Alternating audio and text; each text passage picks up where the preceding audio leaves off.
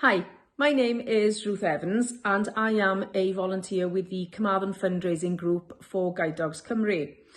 I volunteer because I think it's really important to promote the amazing work that Guide Dogs Cymru do. I think we need to educate people so that they understand the time and the cost involved in training each of these amazing guide dogs. It's great to see the surprised look on people's faces when you actually give them the amount that it costs to train a dog and the support that we offer the guide dog owner afterwards. I also like the surprised look on their face when you tell them how much a guide dog owner actually has to pay for their guide dog.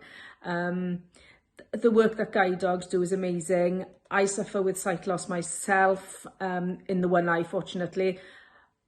But I can understand how important these animals are for people's independence, for those people with sight loss who want to get out and about and live an independent life.